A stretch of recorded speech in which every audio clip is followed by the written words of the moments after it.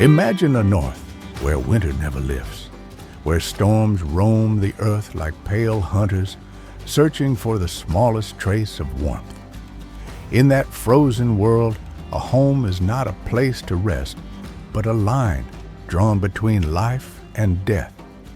And only one structure could stand against such a landscape: the Viking Longhouse, a wooden giant shaped by people who listened to the wind, watched the snow, and built their world inside the breath of the storm. Today, we step into that cold and uncover how timber, fire, and frozen soil became the architecture of survival.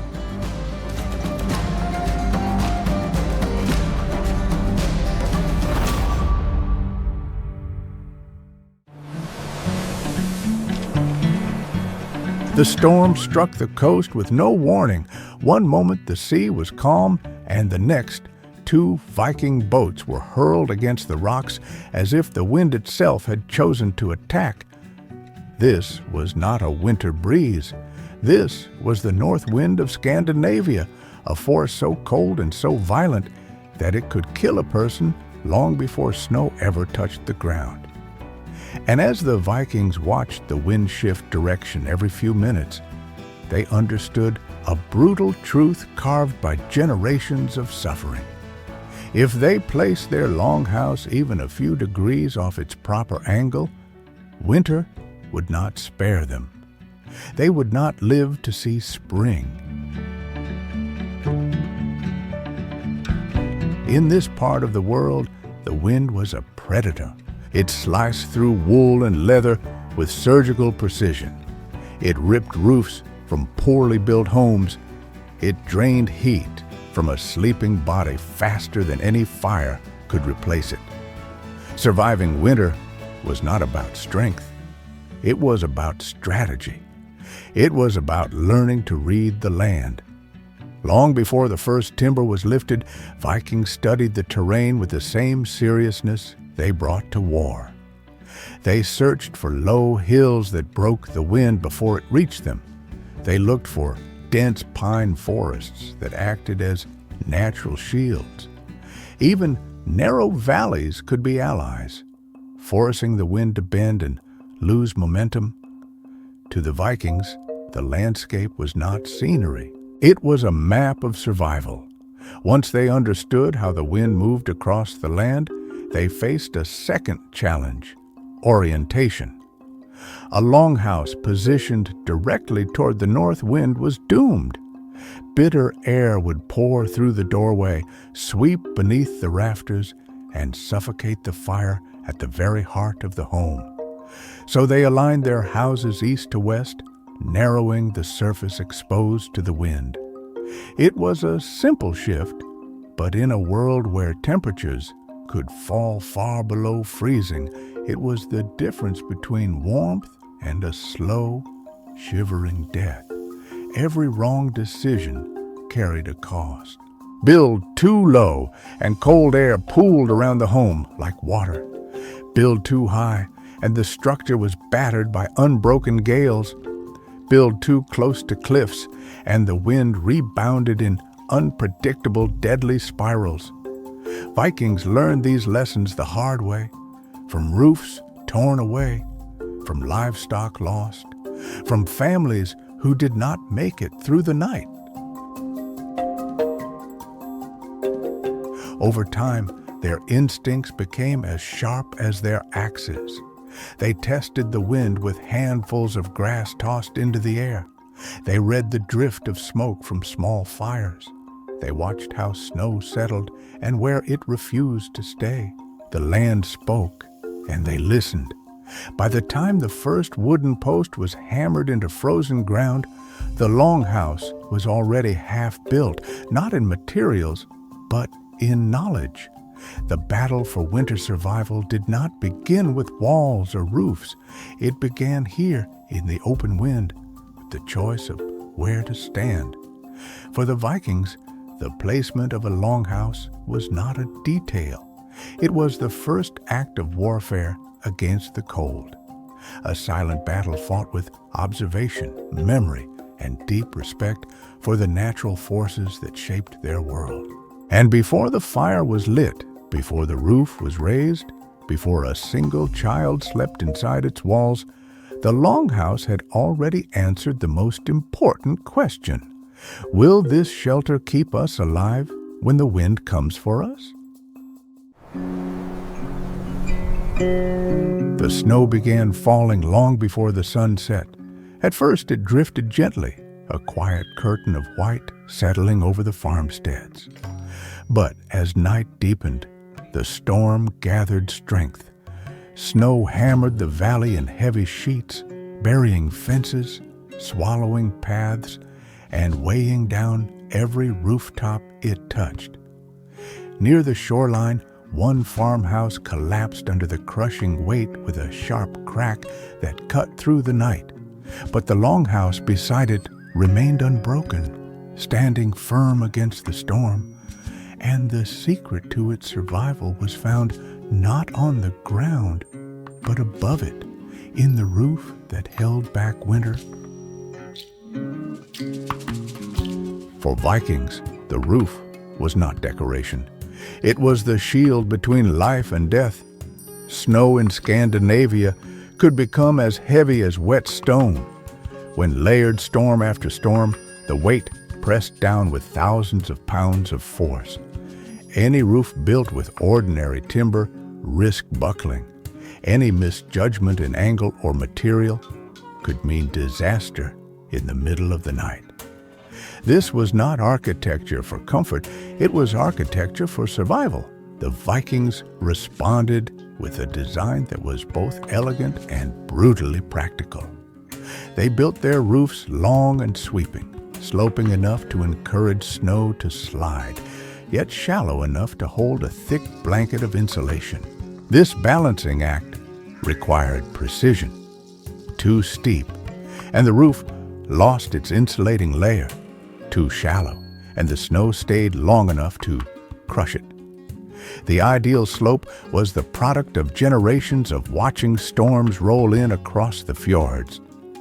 Beneath the outer surface lay the true strength of the Longhouse, its frame. Viking builders selected fir and pine that had been dried naturally, wood with fibers that flexed rather than snapped. Beams were placed in a lattice of crossed supports, distributing weight so that no single beam carried the storm alone. The structure behaved like a winter shield, absorbing pressure, redirecting force, and remaining flexible even when snow piled higher than a man's shoulders. Then came the layers. Vikings understood that warmth was not made by fire alone. Warmth was preserved by insulation, and nothing trapped heat more effectively than the natural materials around them. They wove the first layer from straw or seagrass, tightly bound bundles that resisted moisture. On top of this, they layered turf, cut from the earth itself. Thick mats of soil and grass whose dense mass formed a natural barrier against cold. Turf was more than a roof covering. It was a living thermal system. In daylight, it absorbed heat from the fire below. At night, it released that stored heat slowly, turning the entire roof into a radiant blanket.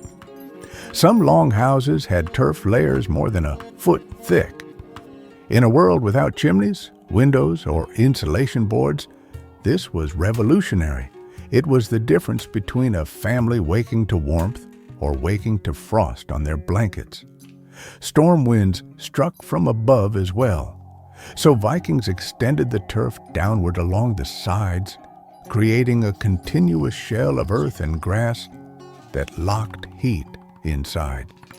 Over years, the turf grew, roots knitting the layers into a single massive shield. Rain slid down it. Snow settled into it. The earth itself became part of the home. Inside the Longhouse, the effect was immediate. Even during howling storms, the interior stayed astonishingly warm. The roof trapped heat, rising from the fire, forming what Vikings called a heat well. a pocket of air so warm it allowed people to sleep through nights that plunged well below zero. Families could cook, repair tools, tell stories, and rest while the storm raged overhead. To Viking builders, the roof was more than shelter. It was the first line of defense against an enemy that never slept, and it earned that role through centuries of refinement. Every curve, every layer of sod, every cross beam carried the memory of those who had survived winters before. When the snow buried the world outside, the Longhouse roof did not simply hold. It protected, it breathed, it insulated, it kept a fragile circle of human life warm against a continent made of ice. In winter, the ground could freeze, the winds could roar, and the nights could stretch endlessly. But as long as the roof held, so did the Vikings.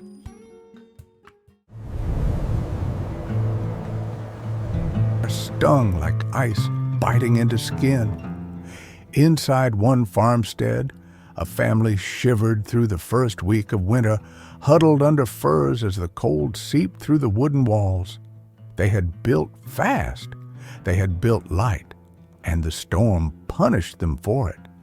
Only when a neighboring clan showed them how to pack sod and moss into their walls did the home finally breathe warmth. Within hours the air softened, the chill faded, and the family understood a truth their ancestors had known for centuries. A Viking wall was not simply a barrier, it was a living furnace. The winters of Scandinavia demanded more than strength. They demanded mastery of insulation. A single wall of timber could not hold heat against temperatures that fell far below freezing. Gaps between planks let in drafts strong enough to extinguish a fire. Even thick logs lost warmth quickly when the wind howled across the fjords. So the Vikings engineered something far more advanced than simple carpentry. They created multi-layered walls designed to trap, store, and release heat with surprising efficiency. The first layer was wood, a material easy to shape and repair. It formed the interior structure, the skeleton of the house. But wood alone was never enough. That is where the natural world stepped in. Between the wooden frame and the outer covering, Vikings packed thick layers of turf, raked soil, and dense earth. These layers worked like a thermal battery. During the day, they absorbed heat from the fire pit and the warm bodies moving inside the home. At night, they released that stored heat slowly, keeping the Longhouse warm long after the flames dimmed. But the real magic came from moss. Moss was everywhere in Scandinavian forests, soft, pliable, water-resistant, and capable of expanding into every crack. It became the Vikings' most valuable insulation material. They pressed it into gaps between wooden beams, sealing even the smallest slivers where wind might slip through. Once in place, the moss expanded slightly, locking itself into the wood like a living gasket. Then came the sod. Cut in thick blocks from grassy soil, sod was the outer armor of the Longhouse. Vikings stacked these blocks along the exterior walls, building layers that reached several inches thick or more. Each block was heavy and dense, its root systems binding the mass into a surprisingly strong structure. As the seasons passed, the sod settled, grew, and knitted itself tighter. Rain fed it, sun hardened it, winter froze it into a solid thermal shield. Year after year, the sod wall became stronger rather than weaker. There was a reason for this deliberate layering.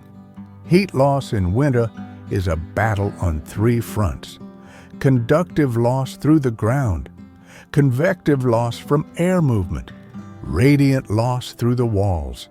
The Viking wall countered all three. The inner wood reflected heat back into the room. The moss blocked the wind. The earth layer absorbed and stored warmth. The sod trapped it. Together, these layers formed a wall so efficient that it could rival primitive kilns in its ability to hold heat. Even in storms that drove temperatures far below zero, the interior of a longhouse remained warm enough for families to sleep comfortably, cook food, dry clothes, and survive nights when the world outside froze solid. Inside these walls, you could hear the storm, but not feel it. You could hear the wind scream like a living thing, clawing at the turf and sod, but the air inside stayed calm, thick, warm. Firelight danced along timber beams. Children slept in the warmest corner.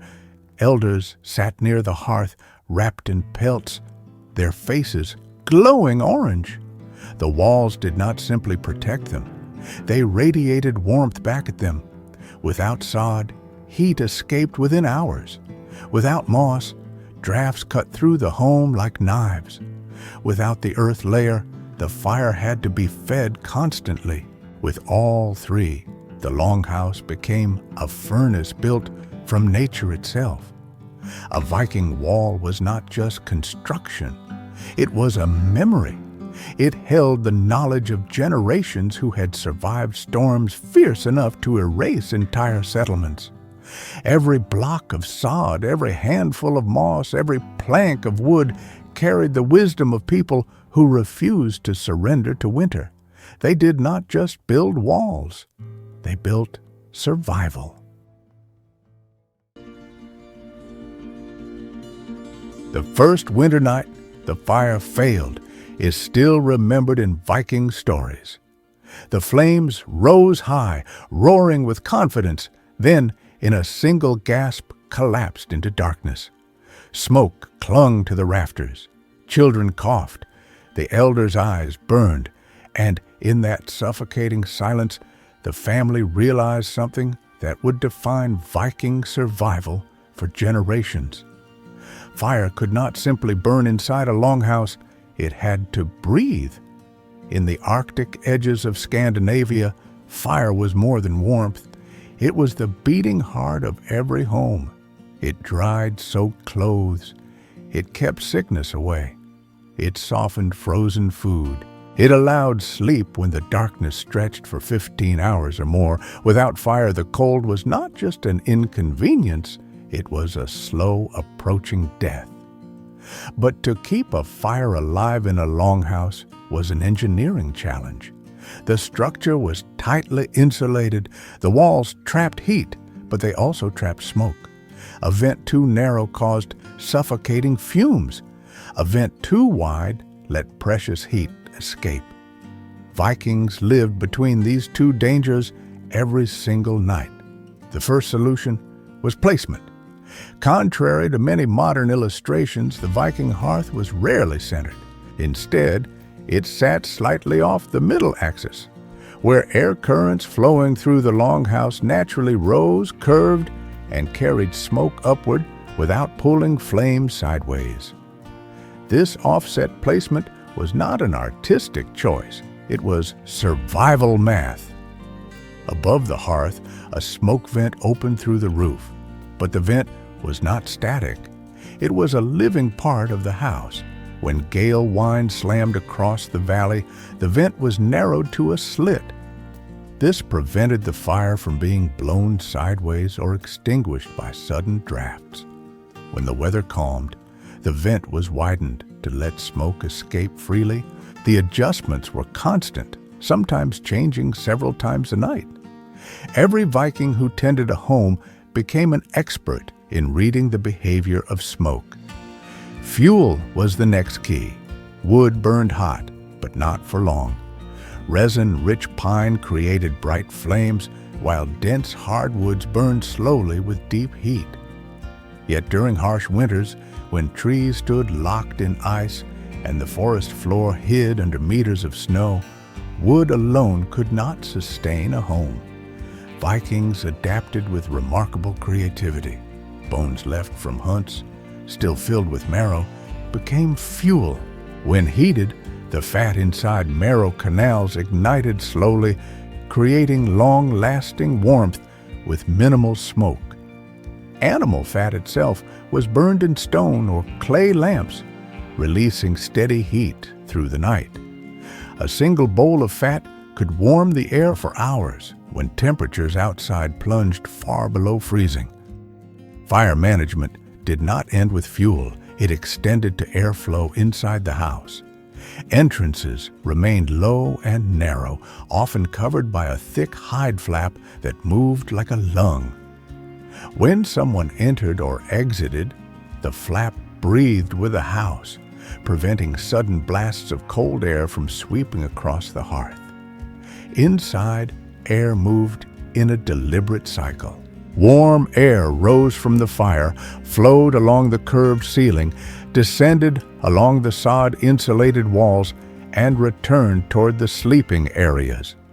This natural convection created warm zones in specific parts of the Longhouse. Elders knew exactly where to place bedding to catch the returning wave of heat. During snowstorms, the Longhouse transformed. Families gathered around the hearth, feeding the fire with bone chips, fat, and any dry wood they had saved. Tools were sharpened. Wet hides were stretched near the flames until they tightened into wind-proof sheets.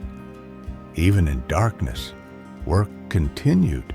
Firelight illuminated everything, the walls absorbed heat, the room breathed warmth, and beneath the surface of every flame was a silent rule. Fire could not be trusted. It needed watching. It needed guiding. It needed air. For Vikings, keeping a fire alive in a sealed home was not a simple ritual. It was the blacksmithing of heat. It was the taming of a wild element. It was the art that meant the difference between life and death. A Viking longhouse did not just contain fire. It taught fire how to live with people.